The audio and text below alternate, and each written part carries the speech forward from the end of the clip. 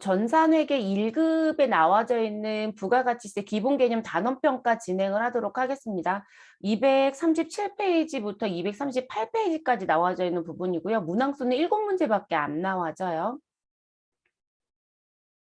그리고 전산회계라는 급수하고 전산세무라는 급수하고 똑같은 부분에 문제가 달라지는 건 지문의 길이가 조금씩 달라지는 부분들이라고 보시면 될 것 같아요. 그리고 또 여러 개를 묶어서 하나로 물어보는 부분의 문제들이 조금 많아진다. 이런 차이점들이 있고요. 그리고 문제가 쉬워지면 회계 급수의 형태로 문제가 대부분 출제가 된다. 이렇게 보셔도 될 것 같고요. 첫 번째 문제부터 보겠습니다. 다음 중 우리나라 부가가치세법의 특징이 아닌 것은 이라고 나오는 부분. 부가가치세 특징은 기본적으로 알고 계셔야 뒤에 연계되어 있는 부분들 계속 가져다 쓰겠죠. 첫 번째 내용 보시면 개별 소비세다라고 나와져 있는데 저희 나라 부가가치세는 개별 소비세가 아니라 일반 소비세라고 얘기를 하셔야 되겠죠. 그래서 개별이 아니라 일반 소비세. 요거로 바꿔주셔야 되고요. 일반 소비세하고 개별 소비세하고 다른 점은 우리가 소비되는 부분이 있으면 무조건 무엇하겠다. 부가가치세 10%라고 하는 단일 비례세율을 적용하겠다라고 하는 게 일반 소비세고요. 개별 소비세는 특정한 물품에 대해서만 특별히 세금을 더 징수할게. 라고 하는 부분. 그래서 국가가 개별 소비세가 나오는 기준점을 정해줍니다. 그러니까 자동차 같은 경우도 개별 소비세가 부과가 되죠. 1000cc 이하 자동차를 빼고는 개별 소비세가 다 부과되는 자동차로 보셔야 되고요. 그것 때문에 부가가치세법에서는 영업용이 아니면 매입세 공제를 안 해주겠다라는 거로 연결이 되는 거고, 그리고 우리가 특정한 물품의 금액이 되지면, 그러니까 우리가 일반적으로 이것도 개별 소비세가 붙어요라고 하는데 고가품들, 그러니까 여러분들 왜 명품이라고 부르시는 거 있죠? 네, 그 부분들은 실질적으로 개별 소비세가 100% 붙는다고 보셔야 되세요. 그리고 장소도 나올 수 있으세요. 골프장이라든지 또는 유흥이 이루어지는 장소들. 그쪽은 개별 소비세가 등장이 됩니다.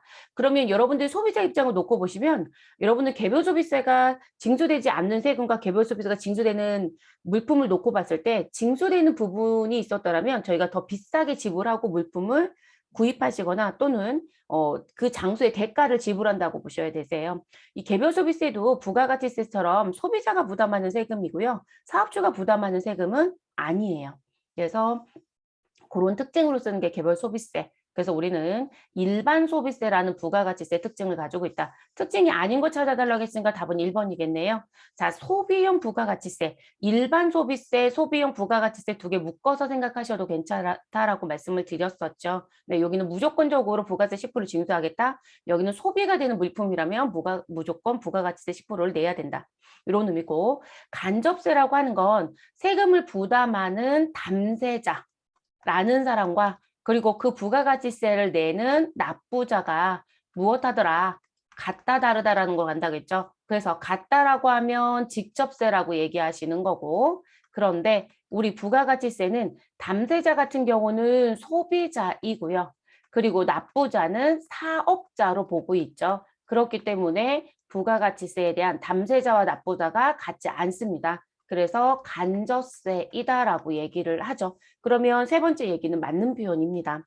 자, 전단계 세액공제법입니다. 저희는 지금 세액을 공제하는 거지 거래를 공제하지는 않습니다. 그래서 전단계 세액공제법이라는 거. 왜냐하면 전단계 거래공제법도 있거든요. 그런데 우리는 세액을 그럼 세액은 매출세액에서 매입세액을 뺀다라는 부분이고요. 거래라고 하는 건 우리가 사가지고 온 금액, 판 금액에 대한 금액의 차이를 가져가는 거거든요. 그래서 저희는 거래가 아니라 세액이다라는 거로 기억을 해주시면 되겠습니다.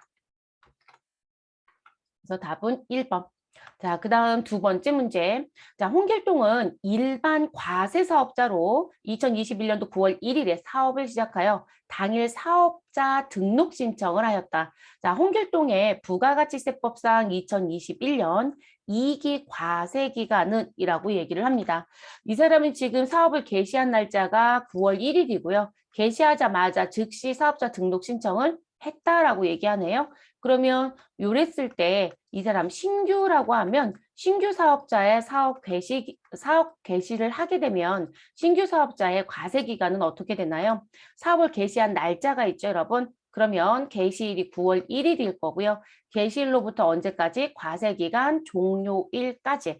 그럼 과세 기간 종료일은 언제이다? 우리는 12월 31일이다. 이렇게 답변해 주시면 되겠죠. 다만 연도가 들어오면 여기 앞에다가 연도만 무엇해 주시면 된다. 붙여주시면 되는 거죠. 그래서 2021년도 9월 1일부터 2021년도 12월 31일까지. 그리고 일반 과세 사업자라고 얘기했고요. 그리고 과세 기간이라고 물어봤지. 여기서 예정, 확정이라고 물어보지 않았어요.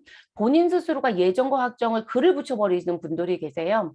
근데 그렇게 붙이시면 안 되신다는 거. 그래서 부가가치세법상 과세 기간은 두 번인 게 맞아요. 네, 두 번의 과세 기간이 있고 이 중에 법인에 대해서만 우리는 무엇 하겠다. 네 번으로 나눠서 신고 납부하겠다.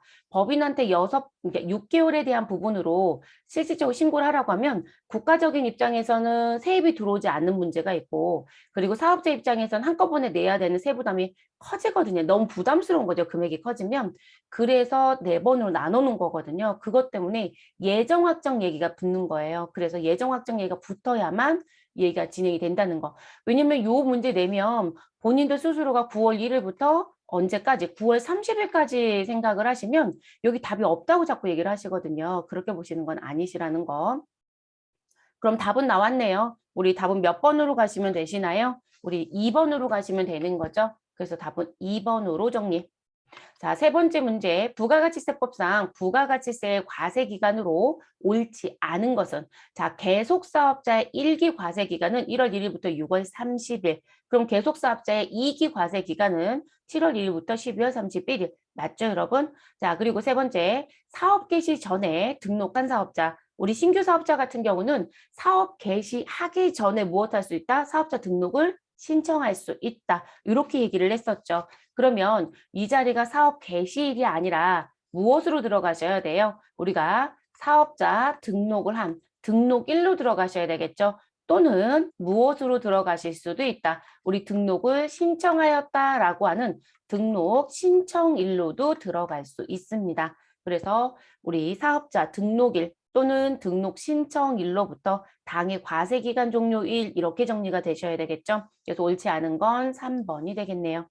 자, 폐업한 사업자는 당해 과세기간 개시일로부터 언제까지? 문을 닫은 날, 폐업일까지 하나의 과세기간으로 보시면 되겠습니다. 자, 그 다음 네 번째 문제. 다음에 보기에서 부가가치세법상 납세 의무에 관한 설명 중 옳은 것은? 이라고 묻네요. 자, 부가가치세의 납세 의무자는 최종 소비자이다. 여러분, 옳은 거 찾아달라고 했어요. 납세 의무자는 누구로 보셔야 돼요? 납세 의무자는 사업자로 보셔야 되죠. 네, 사업자로 보셔야 되고요. 그리고 최종 소비자는 납세 의무자가 아니라 부가가치세를 부담하는 사람. 그걸 뭐라고 얘기한다? 담세자라고 얘기한다고 했죠. 네, 그렇게 정리가 돼야 됩니다. 그러니까 1번은 답이 될 수 없는 거죠. 자, 거주자는 국외에 소재하는 부동산의 임대 용역에 대해서도 납세 의무를 진다. 우리가 일반적으로 여러분 부가가치세다라고 하는 건 제가 어떻게 보시라고 했었냐면 일반적으로 지금 현재 국내에서 발생되는 사건으로 보셔야 돼요. 근데 여러분 지금 보면 국외에 무엇하고 있는 소재하고 있는 부동산의 임대 용역이라고 했었거든요. 그러면 이 부분에 대해서는 부가가치세에 대한 납세 의무가 나올 수가 없어요, 여러분. 왜냐면 부동산이 실질적으로 어디에 있는 거예요? 우리나라에 있는 게 아니라 해외에 있는 거잖아요. 그렇기 때문에 이 부분에 대해서는 부가가치세라는 부분에 대해서는 징수할 수가 없습니다. 부가가치세 징수는 할 수가 없어요. 그러니까 납세 의무가 나올 수가 없죠.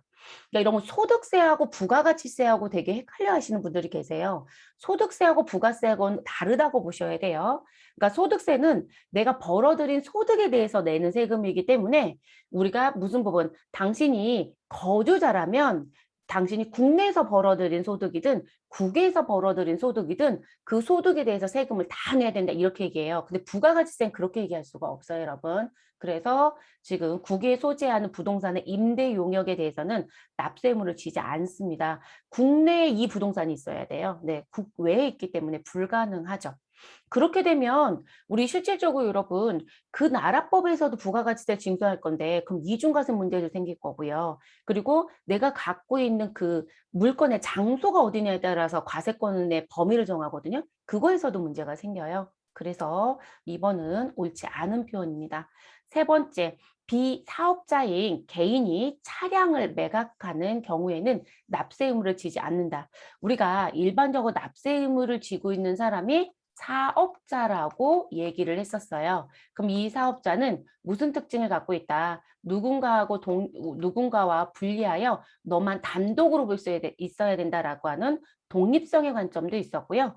그리고 단순히 한 번 나오는 부분이 아니라 나는 계속적이다라는 특징도 갖고 있고 그리고 반복적으로 발생하는 사건이다라는 특징도 갖고 있어야 되거든요. 근데 사업자 등록증을 갖고 있지 않은 개인이 차량을 매각하였다?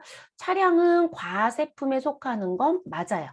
과세품은 맞지만 지금 이 사람은 이 차량을 지속적으로 계속 판다라고 보기는 어렵죠, 여러분. 그래서 납세 의무를 지지 않습니다. 네, 납세 의무를 지지 않는다는 거. 그래서 옳은 거 찾아달라고 했으니까 답은 3번이 되는 거죠. 자, 부가가치세법에서는 국가 및 지방자치단체는 납세 의무자에 포함되지 않는다. 여러분, 우리는 영리에 대한 유무를 따진다, 따지지 않는다? 따지지 말아라. 그래서 국가나 지방자치단체도 납세 의무자에 포함한다라고 얘기했었죠. 네, 그래서 이 부분도 잘못됐네요. 그래서 답은 3번으로 정리하시면 되는 부분입니다. 그 다음 5번째 문제. 다음 중 사업자 등록 정정 사유가 아닌 것은? 자, 사업자 등록을 가지고 있는 상태에서 우리는 사후관리하시라고 했었죠. 그리고 그 부분에 정정의 사유가 발생이 되면 무엇 하셔라? 즉시 무엇 하셔라? 신고하셔라. 그리고 세무서는 무슨 부분? 당일에 교부를 해줘야 되는 경우가 있고 우리 2일 이내에 교부해줘야 되는 경우가 있다. 이런 얘기를 했었죠. 자, 상호를 변경하였다. 정정사유 맞죠, 여러분? 자, 그리고 사업의 종류가 바뀌었다. 우리 업태 종목이란 난이 있었죠. 네, 이 부분도 정정사유 맞습니다. 사업장을 이전하였다. 당연히 사업장의 주소도 바꿔주셔야 되고 관할지 세무서도 바뀌죠. 네, 그러면 해주셔야 되고요.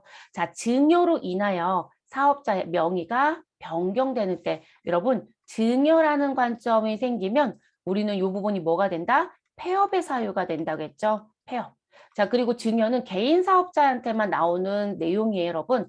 법인은 증여 얘기가 나올 수가 없어요. 그래서 법인 같은 경우는 대표이사가 사망하지 않았어도 대표자 무엇 할 수 있다. 변경에 의한 우리 사업자 등록을 할 수 있다. 이렇게 얘기하거든요. 왜냐하면 법인은 주인을 누구로 봐요, 여러분? 회사의 주인은 주주였거든요. 그럼 월급쟁이 사장님이 대표이사로 앉아있다고 보는 거예요. 그렇기 때문에 대표자 변경이 됩니다. 그런데 개인 사업자 같은 경우는 어떤 문제가 생기더라. 개인 사업자는 자기의 재산인 거예요. A라는 사람이 지금 현재 개인의 재산적인 부분의 사업을 하고 있는데 이 부분을 B한테 무엇하고 싶다? 나는 명의를 변경하고 싶다. 그럼 이게 뭐가 돼버린다? 개인 사업자는 증여가 돼버려요. 증여가. 그러면 무슨 상황이 생긴다? 이거는 폐업이라는 거죠. 그래서 A는 폐업을 신고하셔야 되고 B는 신규로 사업자를 따로 내셔야 되는 거예요. 그래서 지금 조심하셔야 되는 부분. 그래서 사업자의 정정사유가 아닌 건 4번입니다. 그럼 여러분 증여 얘기가 나왔잖아요. 그럼 우리가 기억해야 될 게 뭘까요? 상속. 상속은 사망이죠, 여러분. 그래서 사망에 의해서 대표이사가 바뀌는 건 일종의 상속이라는 표현을 쓰는데 그 부분은 개인이든 법인이든 다 상관이 없는 거예요. 그래서 지금 상속에 대한 관점 때문에 우리 사업자 등록증에 대표이사가 변경이 된다는 건 저희는 가능합니다. 네. 지금 대표이사로 앉아있던 사람이 사망했는데 사업을 이어가야 되잖아요. 그 경우에는 바꿀 수밖에 없어요. 자, 6번째 문제. 부가가치세법상 납세지로 볼 수 없는 것. 자, 제조업의 최종 제품을 완성하는 장소. 맞죠, 여러분? 그래서 제가 제조업 얘기했을 때 무슨 말씀 드렸었냐면 우리 물품을 단순히 포장하는 장소는 무엇으로 보지 않는다. 납세지로 보지 않는다. 이렇게 말씀을 드렸었고요. 자, 부동산 임대업의 부동산 소재지가 아닌 본점 또는 주사무소 소재지. 잘못됐네요, 여러분. 우리 부동산 임대업 같은 경우는 납세지를 무엇으로 가셔라? 부동산의 소재지가 맞는 거죠, 여러분. 그래서 이 부동산에 등기부를 모셔라 이렇게 얘기했습니다. 그래서 등기부상 소재지가 납세지가 된다. 그래서 내가 지금 부동산을 강남에도 갖고 있고 용인에도 갖고 있고 천안에도 갖고 있다라면 사업자 등록증은 실질적으로 몇 개가 된다? 3개가 된다. 왜냐하면 납세지별로 사업자 등록을 내셔야 되는 거니까. 그래서 그렇게 말씀을 드렸죠. 자, 볼 수 없는 거 찾아달라고 했으니까 답은 2번으로 가겠네요. 자, 직매장 납세지로 본다고 했습니다. 다만 창고에 용도로 쓰거나 전시 공간으로 쓰고 있는 임시사업장이라든지 하치장은 사업장에 들어오지 않는다고 했었고요. 납세지에 들어오지 않는다. 자, 광업 같은 경우는 광업사무소의 소재지로 보시면 되겠고요. 그래서 답은 2번이 잘못되었다. 7번째 문제. 다음 중 사업자 등록에 대한 설명으로 옳지 않은 것. 자, 신규로 사업을 개시하는 자는 사업장마다 사업 개시일로부터 며칠 이내, 20일 이내에 사업자 등록 신청을 하는 것이 무엇이다? 원칙이다. 맞죠, 여러분? 자, 세무서장은 사업자 등록 신청일로부터 2일, 토요일, 일요일, 근로자의 날은 제외하고요. 그래서 2일 이내에 사업자 등록증을 무엇해야 된다? 발급해야 한다. 맞죠, 여러분? 여기 기존은 3일이었지만 2일이 맞습니다. 법령이 바뀌었다겠죠. 개정됐어요. 정정도 지금 현재 기존에 당일 사일 교부 말고 3일이었던 게 2일로 다 바뀌었고 그래서 2일이란 표현이 맞고요. 자, 세 번째, 사업장 시설이나 사업장 현황을 확인하기 위하여 국세청장이 필요하다고 인정하는 경우 발급 기한을 며칠? 5일이었죠, 여러분. 5일 이내에서 연장하고 사업자 등록증을 발급할 수 있다라고 얘기했습니다. 자, 신규로 사업을 개시하려는 자는 사업 개시 전에 등록할 수 없다. 여러분, 신규 사업자는 사업 개시 전에 등록을 할 수 있다라고 얘기를 했었죠. 그래서 제가 이것 때문에 무슨 말씀들 드렸냐면 사업자 등록증은 없는데 내가 물품을 구입하기도 한다. 라는 얘기를 했었어요. 그래서 사업 개시 전에 신규로 사업자 등록증을 아직 안 내고 개시가 된 뒤에 사업자 등록을 20일 이내에 신청하는 분들 같은 경우는 실제 직기비품 사는 부분에 뭘 제시하더라. 본인의 신분증을 제시하고 주민등록번호로 세금계산서를 발급해달라고 하는 경우도 있을 것이다. 그리고 또는 우리 4번 행위가 이루어졌다라면 등록을 했다라고 하면 그분들은 사실상 사업 개시가 이루어지지 않았는데도 직기비품을 구입할 때 무엇 할 수 있다? 세금계산서를 받아올 수도 있겠죠. 그래서 세금 발급하실 때 주민등록번호 발급이라는 것도 있는 게 그런 이유도 있다라는 얘기를 해드린 적이 있었죠. 그래서 4번에 있다로 바꿔주시는 게 맞습니다. 이것도 시험에서 가장 많이 말장난치는 문제 중에 하나예요, 여러분. 4번. 그래서 이렇게 정리. 자, 이렇게 해서 우리는 회계 1급에 나와져 있었던 문제는 이제 마무리가 됐고요. 세무 2급 문제를 같이 풀어보도록 하겠습니다.